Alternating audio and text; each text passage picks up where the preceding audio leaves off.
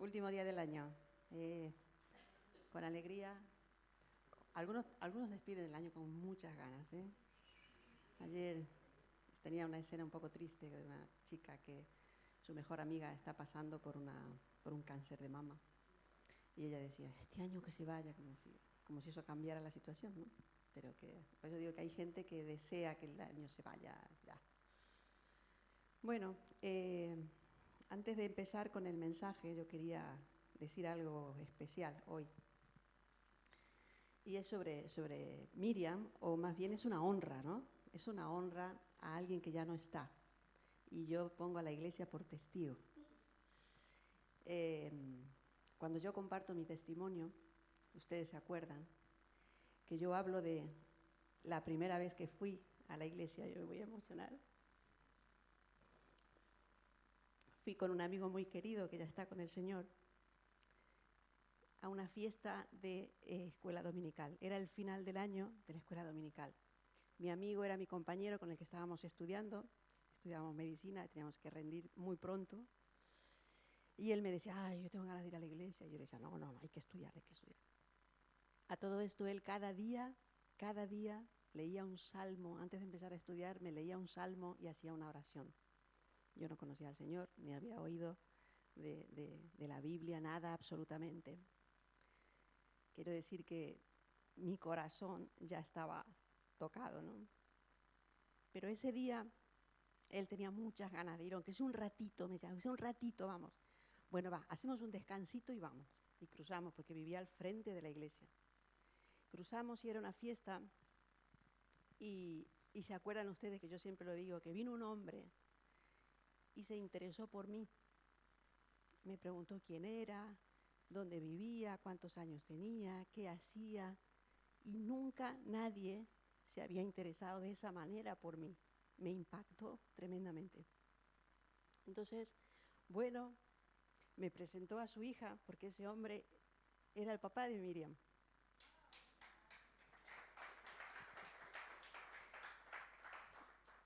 Y entonces yo no sabía quién era.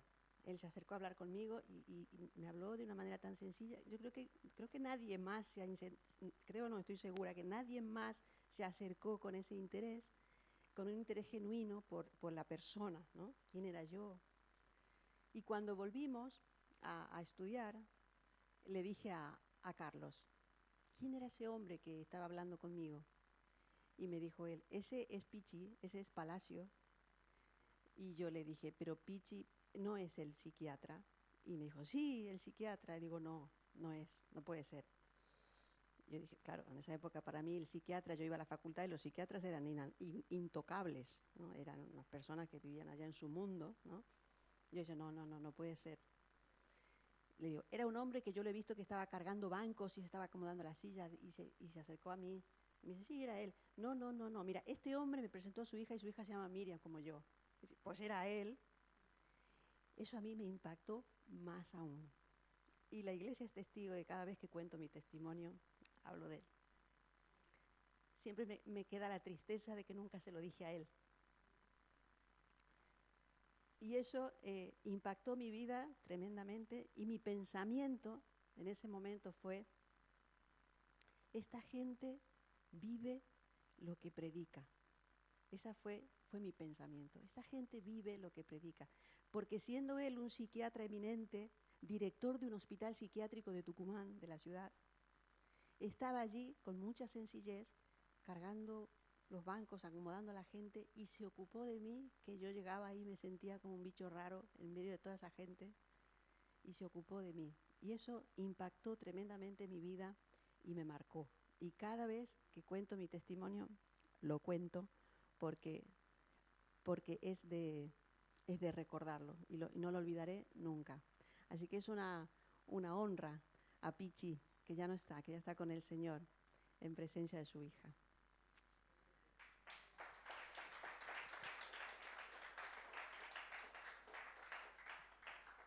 Y viene con el tema de hoy, porque hoy pensaba bueno, yo creo que el Señor me guiaba en este pensamiento.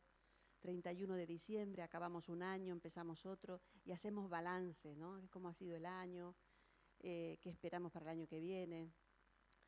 Pero a veces el análisis que hacemos o el balance que hacemos es un poco egoísta, o no sé si depende de personas, claro, pero cómo me ha ido, cómo me ha ido la salud, cómo me ha ido la economía, cómo me ha ido las relaciones personales, qué es lo que quisiera para el próximo año. Pero a veces nos cuesta un poco mirarnos hacia nosotros mismos y pensar y desafiarnos a nosotros mismos. Analizar cómo ha sido este año para mí, cómo he sido yo este año y cómo quiero ser para el próximo año. Escuché una frase que dice: lo que somos hoy es el resultado de lo que fuimos antes, y lo que seremos de lo que hicimos antes, y lo que seremos mañana, en el futuro, será el resultado de lo que hagamos hoy. Entonces, ¿cómo estamos caminando?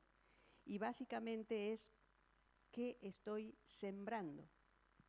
Hoy quería hablar acerca de la siembra y la cosecha. Esa es una ley universal, la siembra y la cosecha.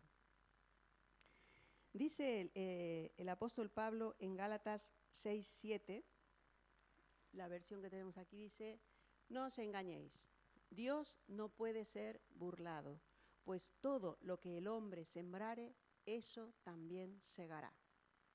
No os engañéis, no os engañéis. Hay personas que viven la vida a su manera, como quieren, como si eso no fuera a pasar factura nunca. Como si, bueno, vivo como me da la gana. Dice, no os engañéis. A veces hay personas que viven a su manera y tratan de engañar poniendo una pantalla como que su vida es correcta. Dice, no estás engañando a nadie, te estás engañando tú. Dice, no os engañéis. Dios no puede ser burlado, porque todo lo que el hombre sembrare, eso también segará. Entonces pensaba yo, sería interesante que pudiéramos meditar a un nivel más profundo de cómo me ha ido o cuáles han sido mis circunstancias en este año que se ha ido, sino en qué cosas he sembrado yo en mi vida, qué cosas estoy sembrando, cómo son las semillas que yo estoy sembrando, porque todo lo que el hombre sembrare, eso también segará. Entonces, ¿qué semillas he sembrado en mi familia? Con mis padres, los que están con sus padres, con mi esposa, con mi esposo, con los hijos, con los amigos, con los hermanos de la iglesia, con los compañeros de trabajo. ¿Qué semillas he sembrado? Quizás queja, quizás irritación, quizás mentiras, quizás buen trato, quizás maltrato. ¿Qué semillas hemos sembrado? ¿Qué hábitos tenemos? Eso es una ley de la naturaleza. Yo me acuerdo cuando, ahora ya nos da un poco de pereza, pero antes cultivábamos con Juan, teníamos nuestro huertito y comprábamos los plantines de tomates, de pimientos, de calabacín, de pepino. Resulta que con los tomates y los pimientos no había mucho problema porque era claro cuál era la plantita. Pero cuando mezclábamos, si por error mezclábamos los pepinos y los calabacines, los plantines se parecen muchísimo. Y yo, ya está. Y claro, los plantábamos así. Y después salía un pepino al lado de un calabacín. El calabacín se hacía grande, tapaba el pepino. Un desastre. Pero el plantín de pepino daba pepino. No porque estaba al lado del calabacín iba a dar calabacín. El pepino daba pepino y el calabacín daba calabacín. Todo lo que sembramos, eso vamos a cosechar. Es una ley universal. El Señor lo ha establecido así. Y continúa diciendo el apóstol Pablo en el versículo 8, porque el que siembra para su carne, de la carne segará corrupción, mas el que siembra para el Espíritu, del Espíritu segará vida eterna. Y el versículo 9 dice, no nos cansemos, pues, de hacer bien, porque a su tiempo segaremos si no desmayamos. Es decir, que Dios nos pone aquí con una posibilidad de decisión, como siempre. Él nos da libertad, como siempre. El Señor nos da libertad. Y podemos elegir en sembrar para la carne o sembrar para el Espíritu. La decisión es nuestra. El tema es que la cosecha también va a ser nuestra. Si siembras para el espíritu, vas a sembrar vida eterna, vida. Si siembras para la carne, vas a sembrar corrupción. Y a eso quería yo referirme cuando digo cuáles son las semillas que nosotros estamos sembrando. Y concluye diciendo, no nos cansemos de hacer el bien. Es decir, la cosecha va a llegar. La cosecha va a llegar. ¿Cuándo? No lo sabemos, pero está garantizada. La cosecha va a llegar, tanto de la semilla buena como de la semilla mala. La cosecha va a llegar, eso es garantizado, está garantizado. El Señor Jesús, en el libro de Mateo, en el capítulo 7, versículo 12, dice, así que todas las cosas que queráis que los otros hombres hagan con vosotros, así también haced vosotros con ellos, porque esto es la ley y los profetas. A veces nos quejamos, ¿cómo me tratas? ¿Cómo es lo que me han hecho? Bueno, todo lo que los demás quieren, todo lo que tú quieres que los demás hagan contigo, tú hazlo a los demás. El Señor, bueno, se repite en el libro de Lucas 6:31, que dice más o menos lo mismo, dice, y como queréis que hagan los hombres con vosotros, así también haced vosotros con ellos. La misma idea. Lo que no hagamos, esto no quiere decir, yo te hago bien a ti y espero que tú me devuelvas a mí. No quiere decir eso. Lo que quiere decir es que yo tengo que sembrar. La misma persona no me va a devolver. Es decir, la cosecha no la voy a recibir de la misma persona, o sí o no. Pero es que eso depende de Dios. Lo que tenemos que hacer es sembrar, sembrar, sembrar. Y dice, a su tiempo segaremos si no desmayamos. No tenemos que parar, hay que sembrar, hay que sembrar, hay que sembrar. Un punto importante aquí es que no todas las adversidades se deben a una mala siembra. Tenemos que tener cuidado con esto, de no pensar que cuando estamos o cuando vemos a una persona en una adversidad, es porque ha sembrado mal, porque eso nos da lugar a juicio. No hay que pensar eso porque eso nos da lugar a pecar, a juzgar. No es así. Las adversidades vienen, así como dice, llueve para todos, justos e impíos. Cuando llueve, llueve para todos. Entonces puede haber personas que dicen, mira, si yo soy recto, yo sirvo al Señor, yo amo al Señor, yo leo la palabra, y sin embargo me va mal. Tranquilo, ten paciencia porque dice que a su tiempo segarás. Continúa sembrando, que a su tiempo va a llegar la cosecha.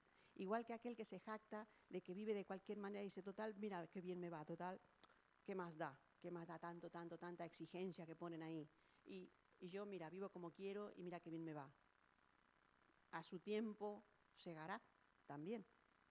Entonces, todo agricultor sabe que hay un tiempo entre la siembra y la cosecha. Lo que pasa es que los agricultores, en el tema de plantas, ya se sabe más o menos cuándo va a ser la cosecha. Lo que no se sabe es si va a ser buena o va a ser mala. Pero se sabe cuándo va a ser la cosecha. Pero en las cosas del Señor o en nuestra vida no sabemos cuándo va a ser la cosecha. Cuando el Señor quiera y a través de quien el Señor quiera. Pero lo que a nosotros se nos dice es que sembremos. Sembremos porque a su tiempo segaremos si no desmayamos. El que es sabio sabe qué semilla sembrar o piensa antes de sembrar qué semilla va a sembrar. Es decir, esto significa en la práctica, ¿qué voy a hacer? ¿Qué decisiones voy a tomar? Voy a consultar a Dios antes de tomar decisiones importantes o las decisiones en general. Para esto hace falta una comunión íntima con Dios, para que nos dé sabiduría, para tomar las decisiones correctas, para que sembremos para el espíritu y no para la carne. Hay un personaje en la Biblia que creía en la siembra y la cosecha, en lo de la siembra y la cosecha, en el principio de la siembra y la cosecha, y este era el rey David.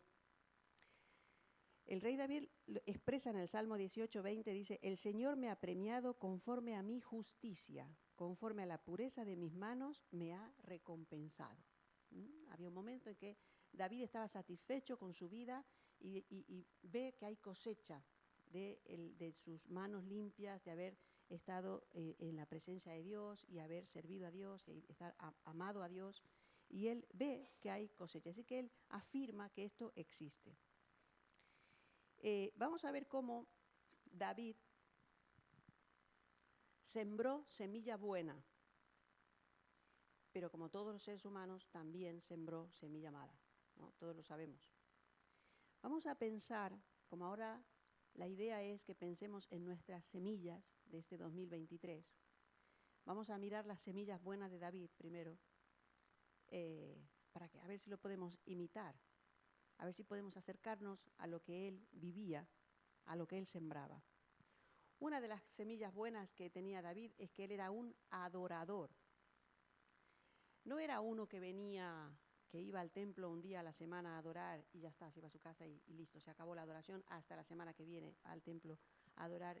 No, él era un adorador. Dice, bendeciré al Señor en todo tiempo, su alabanza estará de continuo en mi boca. Bendeciré al Señor en todo tiempo, su alabanza estará de continuo en mi boca. Le vaya bien, le vaya mal. Esto es lo que él escribía. Gracias a que él tenía esa habilidad para escribir y para cantar, y tenemos los salmos tan maravillosos que nos muestran el estado en el que él estaba en cada momento. Entonces, a lo largo de los salmos de él vemos que él era un adorador. En su vida vivía en la presencia de Dios. Él estaba consciente de la presencia de Dios. O sea, todos estamos en la presencia de Dios, pero él era consciente continuamente de la presencia de Dios y encontraba los momentos para darle la alabanza a él. Y dentro de esto es la gratitud. Era un hombre agradecido. Vivía agradecido. Yo creo que nosotros tenemos muchos motivos para darle gracias a Dios y a veces los pasamos por alto. Yo creo que es una semilla que tenemos que empezar a sembrar más. El adorar a Dios y el agradecerle a Dios. Además, David amaba la palabra de Dios. Ahí ya amaba la palabra de Dios. A veces nos ponemos los planes esto de diario, ya he cumplido. Eso no es amar la palabra de Dios. Amar la palabra, lo expresa él, dice, cuánto amo tu ley, le dice al Señor. Cuánto amo tu ley. Todo el día es ella mi meditación. ¡Buah! En mi corazón he guardado tu palabra para no pecar contra ti. Amaba la palabra, buscaba lo que Dios tenía para él. Lo amaba, lo deseaba, lo buscaba. Quizá tengamos que imitar a David en esto. No solo amaba la palabra, sino que obedecía la palabra. Porque si la leemos, nos hinchamos la cabeza y sabemos los versículos de memoria. Y, ¿cuánto sabe de palabra? ¡Wow! Esa persona dice el versículo y ya sabe dónde está. ¡Wow! ¡Qué espiritual! Pero si la vida no va acorde a eso, no sirve de nada, no sirve de nada. David dice, cuán bienaventurados son los que guardan sus testimonios y con todo el corazón le buscan. Es obedecer la palabra, es vivir. No tiene sentido conocernos los versículos, conocer la Biblia toda de memoria. Es bueno, yo no digo que no sea bueno, es maravilloso saber la Biblia de memoria. Pero tiene que ir acompañado de obediencia. Tenemos que vivir conforme a lo que aprendemos de la palabra. Otra semilla que sembró David, que fue impresionante, es que él perseveró a pesar de las circunstancias adversas. Porque él había sido ungido rey y resulta que el rey era otro que lo quería matar a él.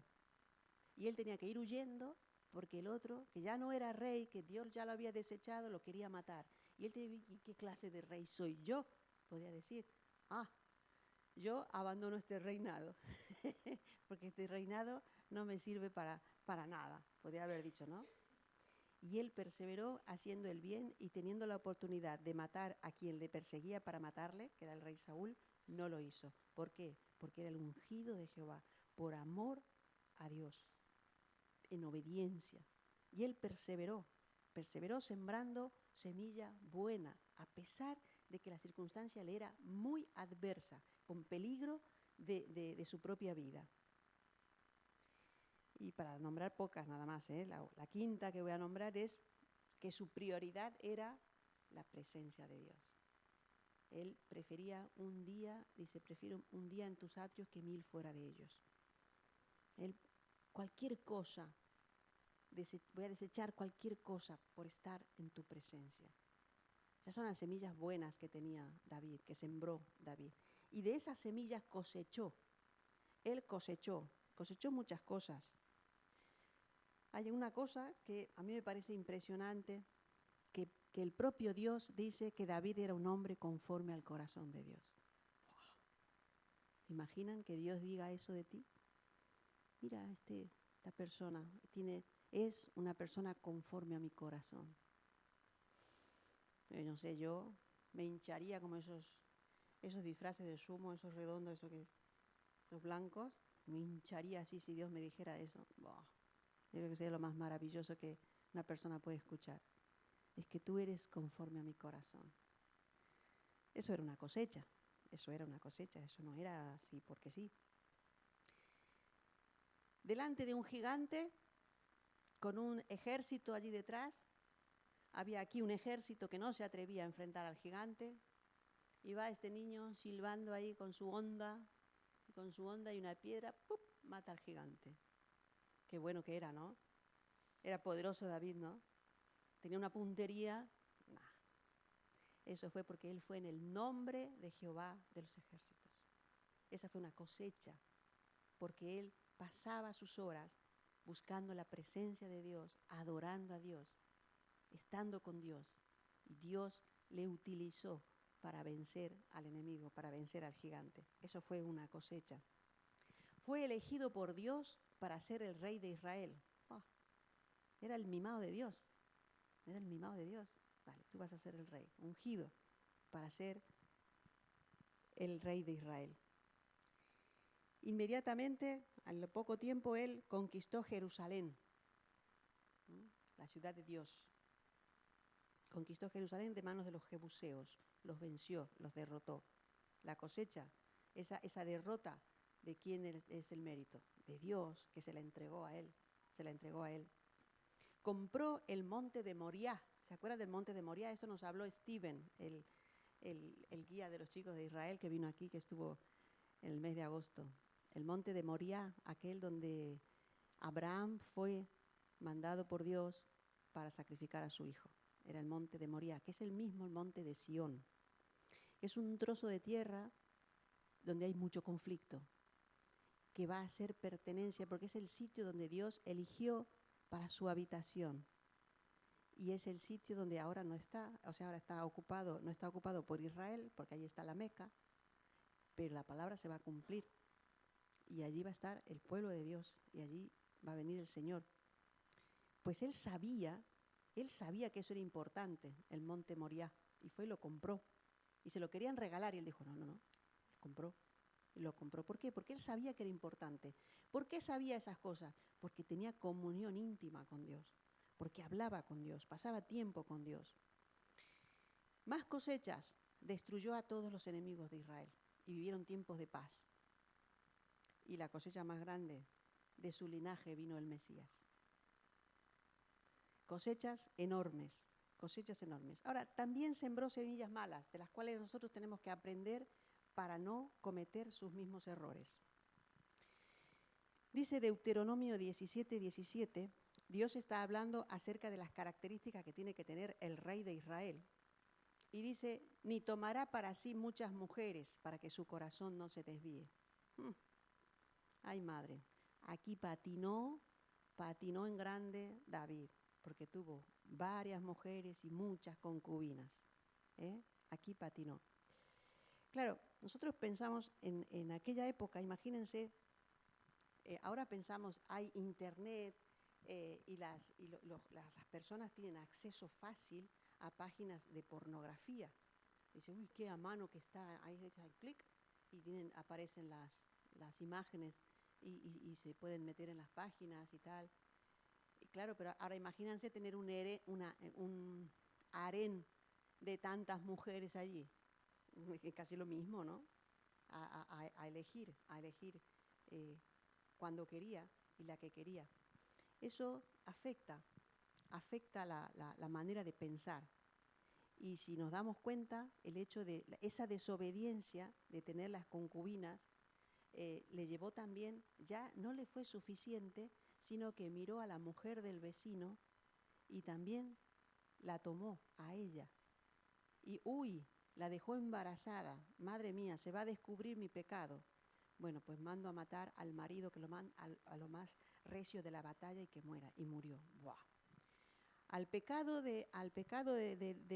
sexual original o al pecado de desobediencia de la palabra se suma el pecado sexual, se suma el adulterio y se suma el asesinato además. Y la cosa va creciendo. Ahí le abrió la puerta al enemigo, abrió la puerta enorme al enemigo para que empiece a influenciar en su vida. Y esto trajo consecuencias, porque una cosa que no he dicho es que puede pasar que tú no coseches toda tu siembra, sino la cosecharán tus hijos o la cosecharán tus nietos. Entonces, en el caso de David se ve claramente cómo sus nietos cosecharon la mala siembra de él también. Porque fue un desastre en cuanto a sus hijos. Había un detalle, por ejemplo, con respecto a Adonías, uno de sus hijos, la Biblia dice, su padre nunca lo había contrariado preguntándole ¿por qué has hecho esto? Su padre nunca le había contrariado. Bah, papás permisivos, que el niño hace lo que le da la gana. Yo soy pediatra y puedo dar testimonio de niños que hacen lo que les da la gana. Ayer justo veía dos niños, era una niña y el niño pequeño. La niña, muy bien, además estaba enferma, no sé cómo sería estando sana, pero la niña muy bien, tranquilita, tal, mientras yo exploraba a la niña, el niño me dio vuelta a la consulta. Y la madre, ay, es que es así, ay, es que es así, es que, ay, él que es así. Y yo decía, madre mía. Después entró la siguiente persona y dice, madre mía, ese niño. Digo, pues sí, pues sí. Padres permisivos que no son capaces de poner límites, de decir esto sí, esto no. Pues así era David. Y lo dice la Biblia allí con respecto a Adonai. Consecuencia, resulta que tanto Adonai como otro hijo, que era Absalón, se rebelaron contra él y le quisieron arrebatar el reino. Se rebelaron contra su padre y le quisieron arrebatar el reino. Pero es que además, cuando hay pecado en nosotros, no hace falta que sentemos a los niños a decirle, mira, la mamá hace esto por esto y por esto y por esto y por esto, tú tienes que hacer esto. No, no hace falta. Ellos ven y aprenden. Entonces tenemos, por ejemplo, que a uno de los hijos, Amnón, violó a su hermana Tamar. Un pecado horrible, horrible, pecado sexual en la familia. Y dice la Biblia que cuando el rey David se enteró de estas cosas, se enojó mucho. Se enojó mucho, segundo de Samuel 13:21. ¿Y saben qué hizo? Nada. No hizo nada. Solo dice que se enojó mucho y ya está. No sé si os suena esa música, ¿no? Y después no digo nada, no confronto. No confronto, hay que confrontar, hay que hablar serenamente, pero hay que decirlo, hay que decir las cosas. Salomón, hace poco nos hablaba Ramón acerca de Salomón, no sé cuántas mujeres y 300 concubinas, eran 1000 en total, ¿no? 1000, ¿sí? Sabía cómo se llamaban, no podía saber cómo se llamaban, ¿eh? Hijo de David. Todo esto, bueno, y lo otro fue lo de Absalón, que fue terrible también. También se rebeló contra el padre, ¿cuál es la palabra? Conspiró y entonces le arrebató el reino, de alguna manera, aunque por poco tiempo. Y David no lo enfrentó, se fue, pero finalmente Absalón murió. El tema es que todas estas cosas, todo el pecado de David, afectó tremendamente su vida, afectó tremendamente su relación con Dios. cuando pensamos en este momento de su vida, ya no es el Señor es mi pastor, nada me faltará, mi copa está rebosando, el bien y la misericordia me seguirán todos los días de mi vida, del Salmo 23. No, ahora leemos otras cosas. Por ejemplo, imagínense David diciendo, no me eches de tu presencia, Salmo 51, 11 y 12. No me eches de delante de ti, esta versión. No me eches de delante de ti y no quites de mí tu Santo Espíritu. Vuélveme el gozo de tu salvación y espíritu noble me sustente. Aquí hay tristeza. De mi copa está rebosando, aquí está, devuélveme el gozo. Esta versión dice, restitúyeme el gozo de tu salvación y sosténme con tu espíritu de poder. Dice, no puedo más. Sosténme con tu espíritu de poder porque no puedo más. Está en una situación tremenda, David. Ha cambiado mucho. Y llega a enfermar, dice el Salmo 32:3, mientras callé, se envejecieron mis huesos, en mi gemir todo el día. Gemir, dolor, dolor. Ese es el estado en el que está David después de toda esta situación. ¿Por qué? Porque todo lo que el hombre sembrare, eso también segará. Sembró semilla buena y cosechó de esa semilla buena, pero sembró semilla mala y también vino la consecuencia de esa semilla mala, porque es una ley universal. Todo lo que el hombre sembrare, eso también segará. Pero no vamos a dejar aquí el mensaje, que tiene final feliz. No vamos a dejar aquí todo triste, llorando el 31 de diciembre, ¿no? David reconoció su pecado.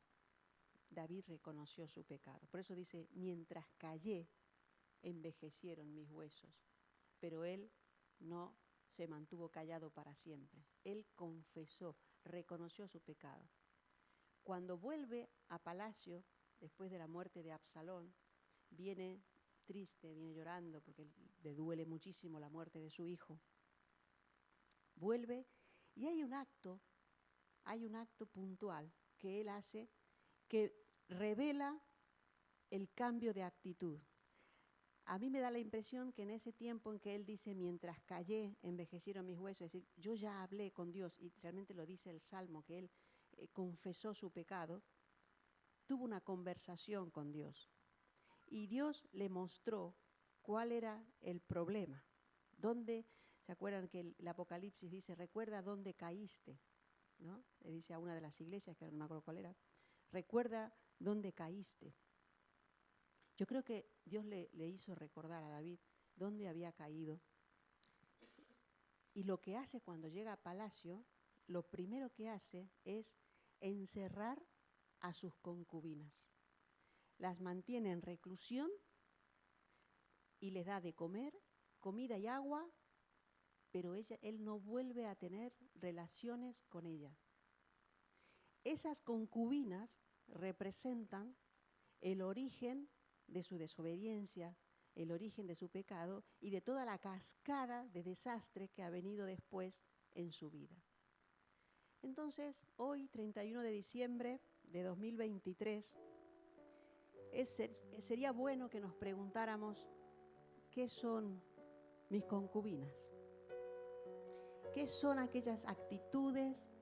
¿Cuál es aquella desobediencia mía reiterativa que estoy pecando delante de Dios continuamente, una y otra vez, y aunque no quiero, pero que me dejo vencer?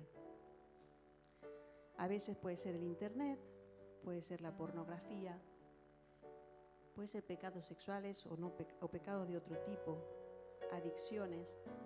A veces escuchar música que no me conviene, porque me llena mi mente de cosas que lleva mis pensamientos lejos de lo que Dios quiere.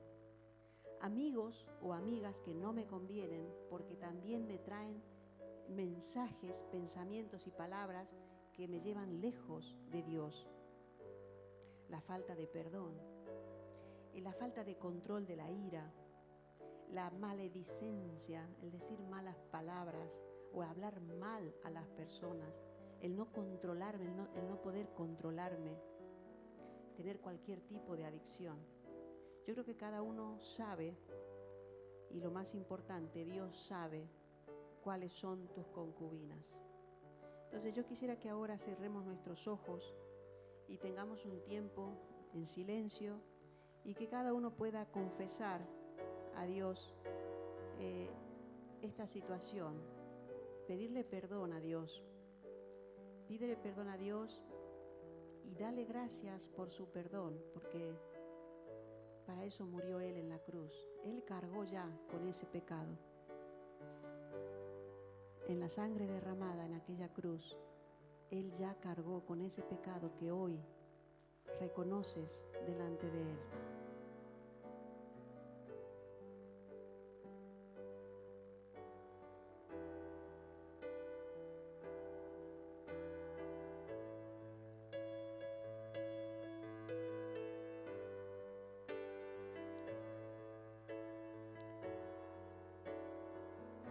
Señor, entregamos hoy nuestra carga delante de ti.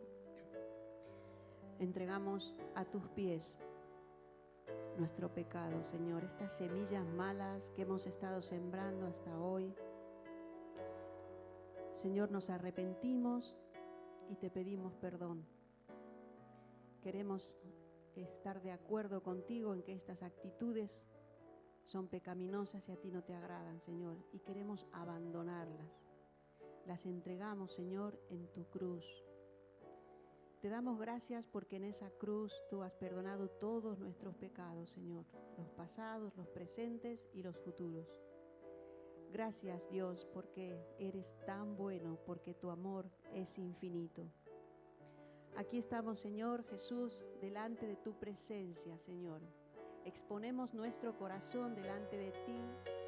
Tú conoces nuestras cadenas, Señor. Tú conoces nuestras ataduras y te pedimos en el nombre de Jesús que esas cadenas sean rotas hoy, Señor, en el poder de tu Espíritu, Señor. Hoy hemos cantado que el mismo poder que resucitó al Señor es el que actúa en nosotros hoy, Señor.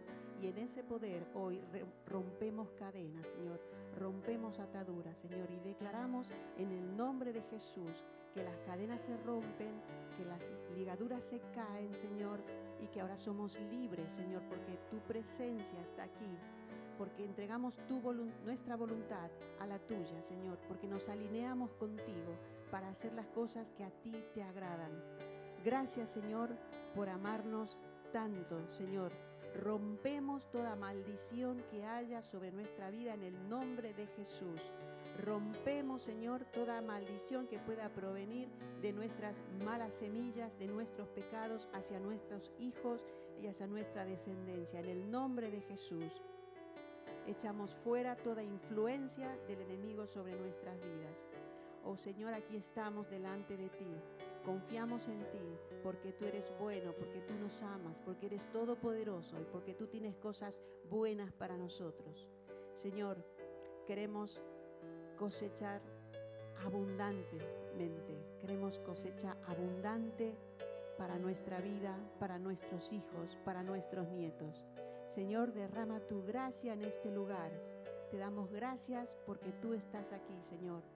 Te pedimos que podamos bendecir a las personas que están cerca nuestro en este año 2024 y en adelante, Señor.